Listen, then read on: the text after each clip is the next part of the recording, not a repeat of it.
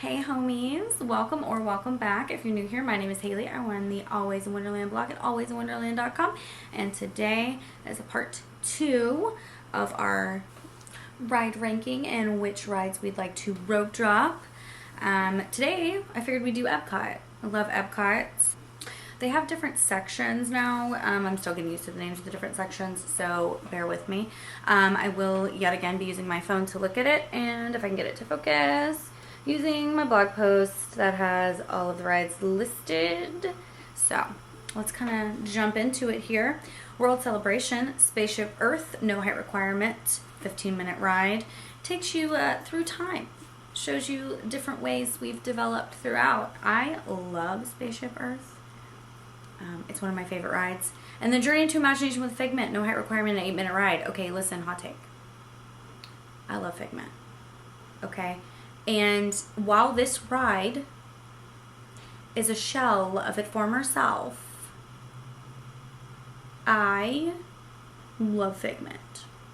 So, truthfully, if I had to put them in order though, it is Spaceship Earth and then Journey into Imagination with Figment, and I do think that that is how you should rope drop them as well. Okay? Fine. But I do love Figment. The dragon is adorable. Okay. We're off to a weird start. Next, we have World Nature. Seas with Nemo and Friends. No height requirement. 5-minute ride. I love the story of Finding Nemo. It's so super cute. I've watched that movie a ton.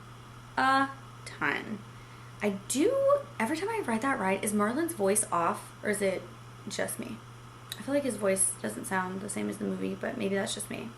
Living with the Land. No height requirement. 14 minutes long. I love Living with the Land. I love going through those greenhouses and being on that little boat in the water and the different smells. It's one of my favorite things. I do it every time. I'll do it multiple times. Soaring Around the World, 40-inch height requirement, 5-minute ride. It's everybody's mom's favorite ride. I've yet to see Soaring Over California, but I would love to see that one. However, the smells and sounds on Soaring Around the World, 10 out of 10. We love Soaring Around the World. Also, I can't help but think of Joe Swanson every single time. If you're old enough, you know exactly what I'm talking about. If you're not old enough, I'm really sorry. Your parents can explain. And then Test Track, which I know is getting a whole re-theme, but that one's over there too. 40-inch height requirement, 5-minute ride. I'm assuming it'll still be a 40-inch height requirement with 5-minute ride. I miss the Test Track that we had when I was a kid, where it was more garagey and like old school. I get the sleekness and like all the pretty lights, like the futuristic. Yeah, I miss the old Test Track.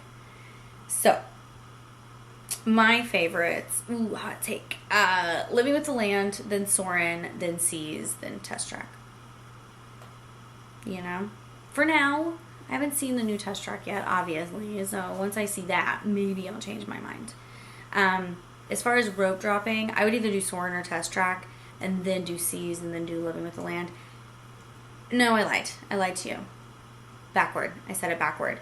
You would do Soarin' or Test Track, then do Living with the Land, and then do Seas. Because I feel like the Seas never had, like, Living with the Land will get a longer wait time, especially now that it's a holiday version, which is like lights scattered.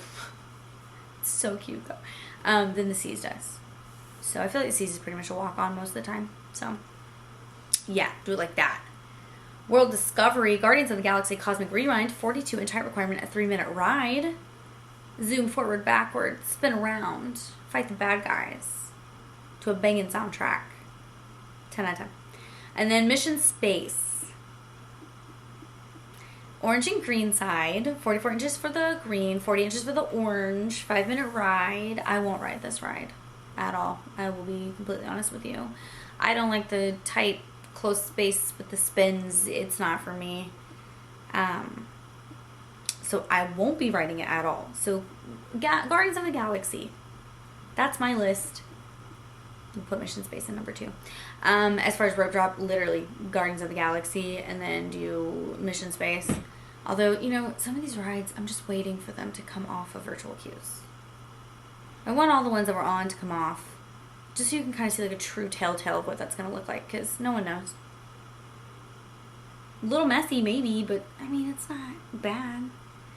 And then our last section of this park, World Showcase. So we have Remy's Ratatouille Adventure, no height requirement, 5-minute ride. You go through the story of Ratatouille, but really you're going through, like, Remy's going to make you some food. That, you know, you get really hot and sprayed with water, but it's like a trackless dark ride. It's pretty cool. I thought it was a pretty cute ride. Frozen Ever After, you will leave singing all the songs. No height requirement, 5-minute wait. Also, you walk by, like, Oakens. That queue is one of my favorite queues. Like, it's like when you hit the inside part and it's like all cute and you're like in this little town. It's adorable. And then the Grand Fiesta Tour starting at Three Caballeros. I love Donald in a sombrero, you guys. Jose and Panchito, they're cute. I do think it needs an overhaul. I don't want it to lose its spunk. You know what I mean? I think it needs not a Coco retheme, you guys. I already know you want like a Coco retheme.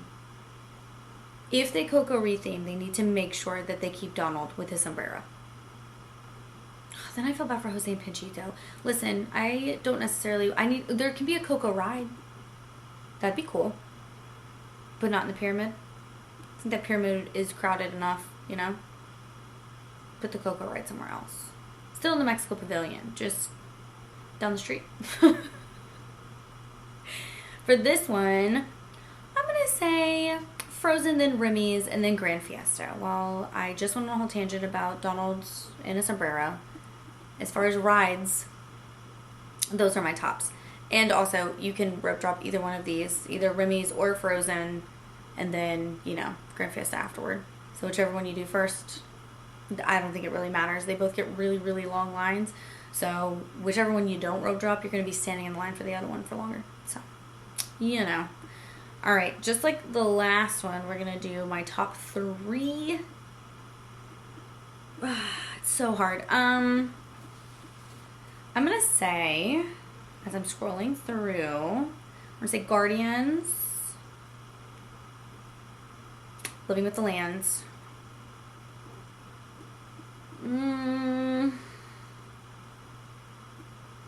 Guardians Land, Frozen. I think Guardians Land, Frozen.